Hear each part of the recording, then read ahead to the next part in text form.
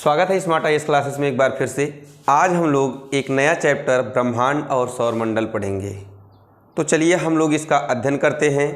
ब्रह्मांड और सौरमंडल।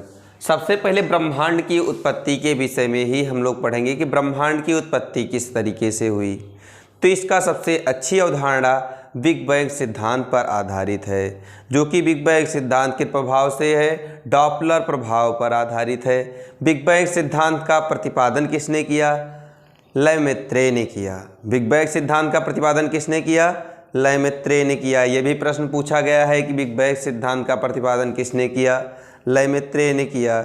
लेकिन इसकी विस्तृत व्याख्या किसने की? बिग बैंग सिद्धांत की विस्तृत व्याख्या 1967 में किसने की? वेगनर ने की। 1967 में विस्तृत व्याख्या किसने की? वेगनर ने की। इन्होंने बताया कि पहले ब्रह्मांड जो हमारा है ये एक गैसीय गोला था जिसका द्रव्यमान बहुत अधिक था और इसमें नाभिकीय संलयन क्रिया चलता रहा। इसके फलस्वरूप जब ये बहुत ज़्यादा गर्म हो गया तो ये फट गया। फटने के पश्चात ये छोटे छोटे पिंडों में बिखर गया। कुछ छोटे पिंड थे, कुछ बड़े पिंड थे। इस प्रकार इन पिंडों के द्वारा ग्रह, उपग्रह एवं क्षुद्र ग्रह एवं अन्य पिंड अन्य नाम से जाने गए। इसी प्रकार से हमारे ब्रह्मांड की रचना हुई। यही सारे पिंड मिलकर के क्या कहलाता है? ब्रह्मांड कहलाता है। ब्रह्मांड में ग्रह, उपग्रह, क्षुद्र ग्रह, धूमकेतु सब कुछ, इसमें जो कुछ भी है ब्रह्मांड में सब कुछ मिलकर के क्या कहलाता है? ब्रह्मांड कहलाता है। तो इसी का हमको अध्ययन करना है ब्रह्मांड के विषय में। ब्रह्मांड से क्वेश्चन यही बनता है कि बिग बैंग सिद्धांत का प्रतिपादन किसने किया? लेमेत्रे ने किया। लेकिन इसकी विस्तृत व्याख्या किसने की? 1967 में वेगनर ने की। अब हम ब्रह्मांड समझेंगे। ब्रह्मांड क्या है? जैसे हम कहें जो पृथ्वी है या ग्रह है या उपग्रह है, ये सब मिल करके एक सौरमंडल का निर्माण करते हैं। ये सब मिल करके किसका निर्माण करते हैं? एक सौरमंडल का निर्माण करते हैं। और कई सारे सौरमंडल मिल करके किसका निर्माण करते हैं? कई सारे सौरमंडल मिल करके किसका निर्माण करते हैं? एक आकाश गंगा का निर्माण करते हैं। किसका निर्माण करते हैं? एक आकाश गंगा का निर्माण करते हैं। और कई सारे आकाश गंगा मिलकर के किसका निर्माण करते हैं? ब्रह्मांड का निर्माण करते हैं। ये व्याख्या आप लोगों के लिए समझ में आ गई होगी अच्छे से कि ब्रह्मांड की उत्पत्ति किस प्रकार से हुई और ब्रह्मांड क्या है। हमने बताया पृथ्वी और अन्य ग्रह मिलकर के किसका निर्माण करते हैं? सौरमंडल का निर्माण करते हैं। और कई सारे सौरमंडल मिलकर के किसका निर्माण करते हैं? आकाश गंगा का निर्माण करते हैं। और कई सारे आकाश गंगाएं मिलकर के किसका निर्माण करते हैं? ब्रह्मांड का निर्माण करते हैं। तो चलिए, कुछ लोगों ने अपनी अपनी अवधारणा पेश की थी, इसके विषय में हम लोग अध्ययन करते हैं कि किसने कौन सी अवधारणा अपनी प्रस्तुत की। तो देखा जाए, सबसे पहले टॉलमी ने अपनी अवधारणा दी। इन्होंने बताया, इनकी अवधारणा क्या है? जियोसेंट्रिक अवधारणा। जियोसेंट्रिक अवधारणा में इन्होंने क्या बताया? इन्होंने कहा कि जो सूर्य है वो पृथ्वी के चारों ओर चक्कर लगाता है। इन्होंने क्या बताया? कि जो सूर्य है वो पृथ्वी के चारों ओर चक्कर लगाता है। कहने का मतलब इनके ये था कि पृथ्वी केंद्र में है और सूर्य इसके चारों ओर है। उन्होंने बताया कि पृथ्वी जो है केंद्र में है और सूर्य एवं अन्य ग्रह इसके चारों ओर चक्कर लगाते हैं। किसकी अवधारणा है? टॉलमी की। टॉलमी की अवधारणा कौन सी है? जियोसेंट्रिक अवधारणा। एक बार प्रश्न यही बना था, मिलान करने के लिए आया था कि टॉलमी की कौन सी अवधारणा है? जियोसेंट्रिक अवधारणा। इसका विखंडन किया उन्होंने, किसने? कोपरनिकस ने बताया नहीं, आप गलत कह रहे हैं, सूर्य किसी का चक्कर नहीं लगाता। तो बोले तब क्या है सही? तो कोपरनिकस ने बताया सूर्य केंद्र में है, पृथ्वी और अन्य ग्रह इसके चक्कर लगाते हैं। क्या बताया? कि सूर्य जो है वो केंद्र में है, पृथ्वी और अन्य ग्रह उसके चक्कर लगाते हैं। किसने बताया? कोपरनिकस ने। इसीलिए इन्हें आधुनिक खगोल शास्त्र का जनक भी कहा जाता है। किसको? कोपरनिकस को क्या कहा जाता है? आधुनिक खगोल शास्त्र का जनक कहा जाता है। इन्होंने अपनी इस अवधारणा को किसमें दिया? इनकी अवधारणा को क्या कहा जाता है? हेलियोसेंट्रिक अवधारणा। टॉलमी की जियोसेंट्रिक अवधारणा और कोपरनिकस की हेलियोसेंट्रिक अवधारणा। तो हेलियोसेंट्रिक अवधारणा किसने दिया? कोपरनिकस ने दिया। इन्हें आधुनिक खगोल शास्त्र का जनक भी कहा जाता है। उसके बाद एक अन्य भूगोलवेत्ता आए, कौन? केपलर। इन्होंने अपना नियम दिया, कहा कि अब तो ग्रह भी बन गए, उपग्रह बन गए। इन्होंने बताया जो ग्रह है वो गतिमान अवस्था में है, वो गति करते रहते हैं, वो चक्कर लगाते हैं, परिक्रमा करते हैं। किसने कहा? केपलर ने कहा। तो ग्रहों के गति संबंधी नियम किसने दिया? केपलर ने। ग्रहों के गति संबंधी नियम किसने दिया? केपलर ने दिया। तो इन्हें क्या कहा जाता है? नवीन खगोल शास्त्र का जनक किसे कहा जाता है? केपलर को कहा जाता है। सभी प्रश्न इंपॉर्टेंट हैं और किसी न किसी परीक्षा में पूछे गए हैं। तो केपलर ने कौन सा नियम दिया? ग्रहों के गति संबंधी नियम किसने दिया? केपलर ने दिया। आगे बात करें, एडविन हब्बल ने क्या बताया? एडविन हब्बल ने कहा कि अभी ब्रह्मांड का विस्तार जारी है। कब बताया? 1920 में इन्होंने बताया कि अभी ब्रह्मांड का विस्तार जारी है। मतलब ब्रह्मांड आप लोग को बताए हम कि एक गैसीय पिंड है। गैसीय पिंड जो होता है स्थिर नहीं रहता, वो फैलता रहता है। तो एडविन हब्बल ने यही बताया कि ब्रह्मांड का विस्तार आज भी जारी है। और उसके पश्चात एक अन्य भूगोलवेत्ता हर्शेल ने कहा कि जो ये हमारी पृथ्वी है या सूर्य है, ये सब आकाश गंगा के केवल एक अंश मात्र हैं। किसने कहा? हर्शेल ने। हर्शेल ने क्या बताया कि जो पृथ्वी है, सूर्य है, आकाश गंगा का केवल अंश मात्र है। क्योंकि आकाश गंगा आप लोग यहाँ पर देख रहे हैं, पृथ्वी और अन्य ग्रह मिलकर के एक सौरमंडल का निर्माण करते हैं। ऐसे कई सारे सौरमंडल मिलकर के किसका निर्माण करते हैं? आकाश गंगा का निर्माण करते हैं। इस प्रकार से आप लोगों को पता चल गया होगा कि पृथ्वी और अन्य ग्रह जो है या तारे जो हैं, ये सब आकाश गंगा के केवल एक अंश मात्र हैं। किसने ये अवधारणा दी थी? हर्शेल ने दी थी। हर्शेल ने क्या बताया? पृथ्वी और सूर्य आकाश गंगा का केवल एक अंश मात्र है। उसके बाद आकाश गंगा, अगर प्रश्न आ जाए निम्नलिखित में से कौन सा कथन सही है, प्रश्न यही आएगा, आकाश गंगा के अंतर्गत कई सारे सौरमंडल सम्मिलित होते हैं। दूसरा ऑप्शन आ जाएगा, कई सारे सौरमंडल मिलकर के आकाश गंगा का निर्माण करते हैं। तीसरा ऑप्शन आ जाएगा, कई सारे तारे और ग्रह मिलकर के एक सौरमंडल का निर्माण करते हैं। तो ये तीनों ऑप्शन आपके सही हो जाएंगे।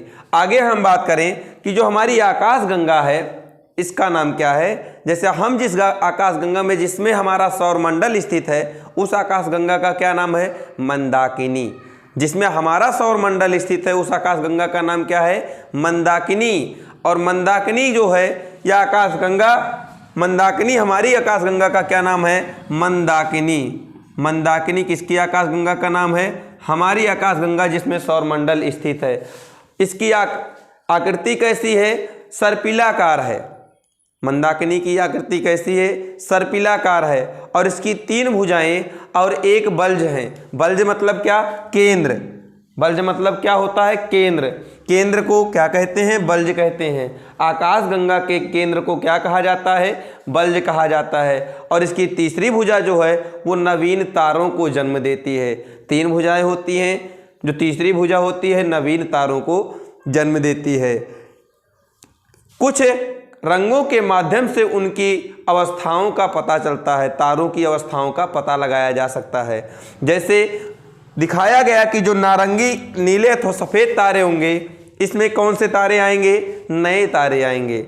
जो नीले अथवा सफ़ेद तारे होंगे उनको किस में रखे? नए तारे में रखे, या उन्हीं को आद्य तारा भी कहा जाता है या नवीन तारा भी कहा जाता है। नीले अथवा सफ़ेद रंग से किसको दिखाए? आद्य तारा, नए तारे, या सफ़ेद या नए तारे आद्य तारे के रूप में दिखाया या नवीन तारे के रूप में दिखाया। किसको? नीला अथवा सफ़ेद तारे को।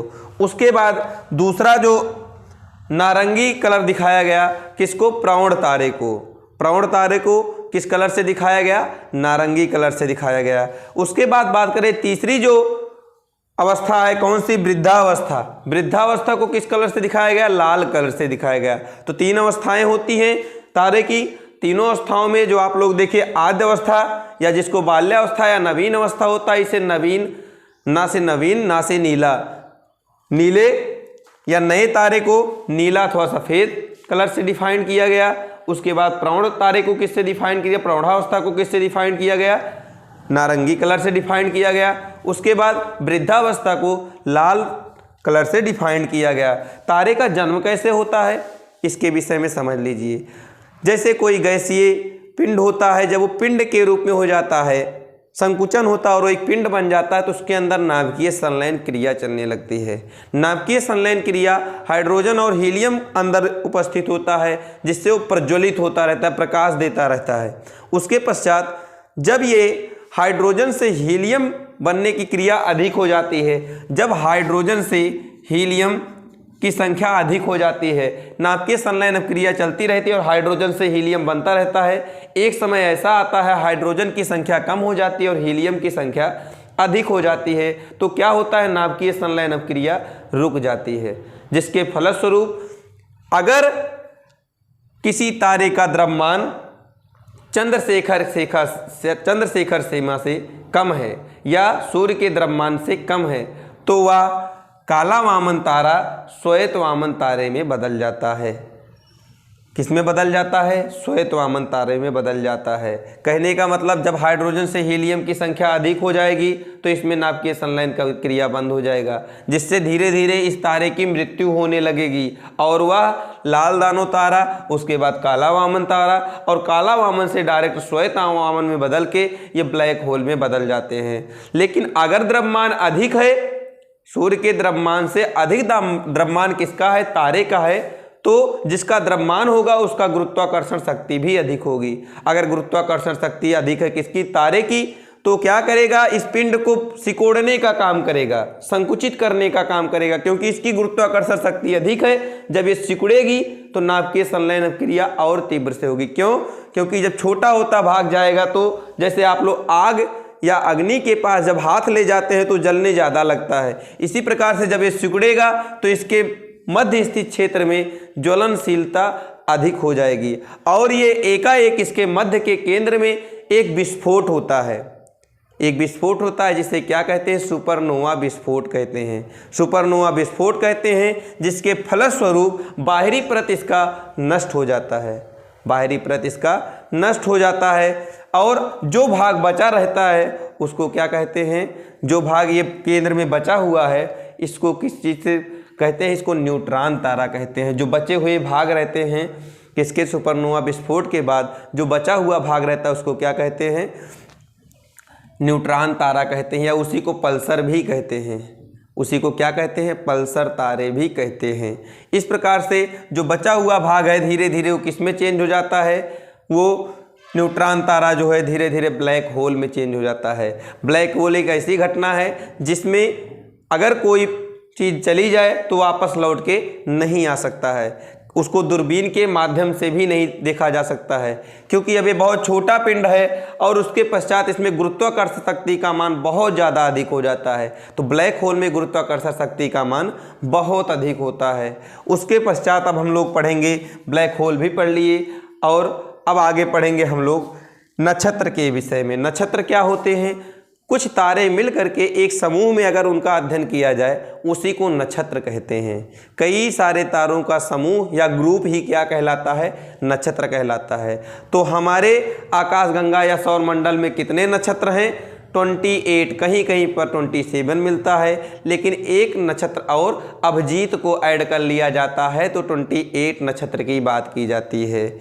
नक्षत्र आप लोगों को समझ में आ गया होगा, तारों का एक ग्रुप होता है जिसको नक्षत्र कहते हैं। ऐसे तारों का ग्रुप हमारे सौरमंडल में कितने हैं, 28 हैं। और उसके बाद बात करें हम लोग तारामंडल की, तारामंडल की संख्या कितनी है, 89 है। तारामंडल की संख्या कितनी है, 89 है। तारामंडल होता क्या है, यही तारों का अगर एक शेप बना दिया जाए, आकृति बना दिया जाए एक दूसरे को मिला करके, तो एक तारामंडल का निर्माण होता है। एक निश्चित आकृति में कितने तारामंडल हैं, 89 तारामंडल हैं। अब हम लोग बात करें ध्रुव तारा क्या होता है। ध्रुव तारा जो उत्तरी ध्रुव और दक्षिणी ध्रुव होता है, इधर उत्तरी ध्रुव इधर दक्षिणी ध्रुव, उत्तरी और दक्षिणी ध्रुव जो होता है इसके उत्तर में, कहने का मतलब उत्तरी ध्रुव पर स्थित तारे को क्या कहते हैं, ध्रुव तारा कहते हैं। तो एक बार प्रश्न यही आया था, हमेशा ध्रुव तारा किधर दिखाई देता है तो उत्तरी ध्रुव में दिखाई देता है या उत्तर दिशा में दिखाई देता है, क्योंकि ये स्थिर तारा होता है और उत्तरी ध्रुव पर स्थित होता है। अब तो ध्रुव तारा के विषय में आप लोग अच्छे से जान गए होंगे। उल्का पिंड क्या होते हैं? उल्का पिंड मंगल और बृहस्पति ग्रह के मध्य जो छोटे छोटे पिंड गतिमान अवस्था में रहते हैं उसी को उल्का पिंड कहते हैं। किस किस ग्रह के मध्य? यही प्रश्न आएगा, मंगल और बृहस्पति ग्रह के मध्य। उसके बाद पुच्छल तारे की बात करें, पुच्छल तारा किसको कहते हैं? पुच्छल तारा जो सूर्य के चारों तरफ अनिश्चित रूप से उसकी से निश्चित कोई गति नहीं होती है, कभी इधर घूमने लगेगा कभी उधर घूमने लगेगा, इस प्रकार से घूमते घूमते धीरे धीरे वो क्या करते हैं? सूर्य के नज़दीक आने लगते हैं। पुच्छल तारे क्या करते हैं? सूर्य के नज़दीक आने लगते हैं और जब ज़्यादा नज़दीक आ जाते हैं तो वो जल जाते हैं। जलने के पश्चात वे एक उल्लूक की तरीके कार्य करते हैं और जिनकी पूंछ क्या होती है? पूंछ जो होती है सूर्य के विपरीत दिशा में होती है। पुच्छल तारे की पूंछ क्या होती है? सूर्य के विपरीत दिशा होती है। कुछ इस तरीके से इसकी संरचना बन जाती है, ऐसे इस तरीके से बन जाती है। तो इसकी पूंछ क्या होती है? विपरीत दिशा में होती है। ये पूंछ है, ये पूंछ है, ये नाभि है और इस भाग को कहते हैं कोमा। ये कोमा भाग है और ये नाभि है और इसे पूंछ कहते हैं। ठीक है, तो पूंछ जो होती है हमेशा ध्यान रखना, पुच्छल तारे की पूंछ सूर्य के विपरीत दिशा में होती है। तो मुख किस तरफ होगा? पुच्छल तारे की मुख हमेशा सूर्य की दिशा में होती है। ठीक है, इस प्रकार से पुच्छल तारे भी आपको पता चल गए। इसी को धूमकेतु तारा भी कहते हैं। धूमकेतु तारा किसे कहते हैं? पुच्छल तारे को कहते हैं। अब आइए हम लोग ग्रह का अध्ययन करते हैं कि ग्रह क्या हैं। तो हम लोग जानते हैं कि सूर्य है, सूर्य के चारों तरफ जो चक्कर लगा रहे हैं ऐसे ग्रहों की संख्या कितनी है? 8 है। कितनी है? 8 है। तो सूर्य के दूरी के क्रम में ग्रहों का क्रम क्या है? सूर्य से देखेंगे, सूर्य के सबसे नज़दीक क्या है? बुध है। बुध के बाद शुक्र है, शुक्र के बाद पृथ्वी है, पृथ्वी के बाद मंगल है, मंगल के बाद बृहस्पति है, बृहस्पति के बाद शनि है, शनि के बाद अरुण है, अरुण के बाद वरुण है। फिर से देखो, सबसे नज़दीक बुध, बुध के बाद शुक्र, शुक्र के बाद पृथ्वी, पृथ्वी के बाद मंगल, मंगल के बाद बृहस्पति, बृहस्पति के बाद शनि, शनि के बाद अरुण, अरुण के बाद वरुण। इसको याद कर लेना, इसको क्रम से लगाने के लिए आ जाता है। और तीसरा दूरी के क्रम में सबसे तीसरा कौन सा है? पृथ्वी है। अब आकार की क्रम में देखें तो सबसे छोटा कौन सा है? बुध है। सबसे छोटा ग्रह कौन सा है? बुध है। उसके बाद उससे बड़ा कौन सा है? मंगल। मंगल से बड़ा कौन सा है? शुक्र। शुक्र से बड़ा कौन सा है? पृथ्वी। पृथ्वी से बड़ा कौन सा है? वरुण। वरुण से बड़ा कौन सा है? अरुण। अरुण से बड़ा कौन सा है? शनि। शनि से बड़ा कौन सा है? बृहस्पति। तो आकार के क्रम में देखा सबसे छोटा कौन सा है? बुध। सबसे बड़ा कौन सा है? शनि। और दूरी के क्रम में देखा सूर्य के सबसे नज़दीक है बुध और सबसे दूर है वरुण। सबसे दूर वरुण और सबसे नज़दीक बुध। इस प्रकार से इन दोनों से क्वेश्चन आते हैं, सबसे बड़े के क्रम में लगाओ और उनकी दूरी के क्रम में लगाओ। तो इसको आप लोगों को याद ही करना पड़ेगा। उसके बाद बात करें तो इन चारों ग्रहों को क्या कहते हैं? पार्थिव ग्रह। इन चारों ग्रहों को पार्थिव ग्रह या आंतरिक ग्रह के नाम से भी जानते हैं। किस नाम से? पार्थिव ग्रह या आंतरिक ग्रह के नाम से जानते हैं। आंतरिक ग्रह के नाम से जानते हैं। किनको किनको? बुध, शुक्र, पृथ्वी, मंगल को किस नाम से जानते हैं? आंतरिक ग्रह या पार्थिव ग्रह। उसके बाद अन्य 4 ग्रह, 3 ग्रह जो बचते हैं, कौन कौन से? बृहस्पति, शनि, अरुण, वरुण। ये चारों ग्रह जो बचते हैं इनको क्या कहते हैं? इनको जोवियन ग्रह या वाय ग्रह के नाम से जानते हैं। किस नाम से जानते हैं? जोवियन ग्रह या वाय ग्रह के नाम से जानते हैं। एक बार प्रश्न यही आया था कि अगर उनके आकार के अनुसार बताया जाए तो पृथ्वी का क्रम कौन सा है? तो आकार के अनुसार आएगा तो पृथ्वी का क्रम 5वां है। देखिए, बृहस्पति है, फिर शनि है, फिर अरुण है, फिर वरुण है, फिर पृथ्वी है। सबसे बड़ा बृहस्पति है, बृहस्पति के बाद शनि है, शनि के बाद अरुण है, अरुण के बाद वरुण है, वरुण के बाद पृथ्वी है। आकार का क्रम कुछ इस तरीके से है, जबकि दूरी के क्रम में पृथ्वी का स्थान क्या है? तीसरा है। तो पार्थिव ग्रह और जोवियन ग्रह हम आशा करते हैं आपको समझ में आ गया होगा। पार्थिव ग्रह में कौन कौन से हैं? बुध, शुक्र, पृथ्वी, मंगल। और जोवियन ग्रह में कौन कौन से हैं? बृहस्पति, शनि, अरुण, वरुण। अब एक एक ग्रह का चलो हम लोग अध्ययन करते हैं। सबसे पहले बुध। आप लोग बताए अभी हम, आप लोग को दिख रहा होगा ये बुध जो है सूर्य के सबसे निकट है। सूर्य के सबसे निकट है तथा ये 88 दिन में 88 दिनों में ये किसकी परिक्रमा कर लेता है? सूर्य की परिक्रमा पूरा कर लेता है। 88 दिनों में सूर्य की परिक्रमा पूरा कर लेता है और इसी ग्रह का तापांतर अन्य ग्रहों से अधिक होता है, अर्थात बुध का तापांतर सर्वाधिक होता है। उसके बाद इसके पास कोई उपग्रह नहीं है, कोई भी उपग्रह इसके पास नहीं है। जिस प्रकार से शुक्र के पास भी कोई उपग्रह नहीं है, बुध और शुक्र के पास अपना कोई उपग्रह नहीं है। आगे दूसरा ग्रह की बात करें, शुक्र पृथ्वी के सबसे पास स्थित है। ये है पृथ्वी, ये है शुक्र। तो पृथ्वी के सबसे पास स्थित उपग्रह कौन सा है? शुक्र है। पृथ्वी के सबसे पास स्थित ग्रह कौन सा है? शुक्र है। उसके बाद शुक्र जो है, शुक्र और वरुण ये दोनों दक्षिणावर्त घूमते हैं, मतलब पूर्व से पश्चिम घूमते हैं। बाकी सब ग्रह पश्चिम से पूर्व या वामावर्त घूमते हैं, एंटी क्लॉकवाइज घूमते हैं। कहने का मतलब शुक्र और वरुण उपग्रह जो है ये दोनों क्लॉकवाइज घूमते हैं या ईस्ट टू वेस्ट घूमते हैं, और अन्य ग्रह किधर घूमते हैं? वामावर्त या एंटी क्लॉकवाइज या वेस्ट टू ईस्ट घूमते हैं। अगर ये ईस्ट टू वेस्ट घूमते हैं तो इन्हीं के पास, तो अगर ईस्ट में घूमना स्टार्ट कर देंगे, ईस्ट से वेस्ट यानी कि पूर्व से पश्चिम, तो पूर्व में आप लोग देखेंगे सबसे पहले दिखाई देंगे, तो इन्हें भोर का तारा कहते हैं। और किधर अस्त होंगे? शाम को अस्त होंगे ना, जब पश्चिम में जाएंगे। इसका मतलब भोर का तारा, सांझ का तारा भी इसको कहते हैं। इसका जो द्रव्यमान है वो पृथ्वी के द्रव्यमान के लगभग बराबर है, इसलिए इसको क्या कहते हैं? पृथ्वी की जुड़वा बहन भी कहते हैं। किसको पृथ्वी का जुड़वा बहन कहते हैं? शुक्र ग्रह को पृथ्वी का जुड़वा बहन भी कहते हैं। आगे बात करें तो ये सबसे गर्म ग्रह है। जो शुक्र है वो अन्य ग्रहों में सबसे गर्म ग्रह है। क्यों है? आप लोग देख रहे हैं सूर्य के सबसे निकट तो बुध है, लेकिन सबसे गर्म ग्रह हम बता रहे हैं शुक्र है। क्यों? क्योंकि इसमें कार्बन डाइऑक्साइड की मात्रा बहुत ज़्यादा मात्रा में मिलता है। जहाँ पर कार्बन डाइऑक्साइड की मात्रा बहुत ज़्यादा में मिलती है वहाँ पर प्रेशर कुकर जैसी स्थिति क्रिएट हो जाती है, और जहाँ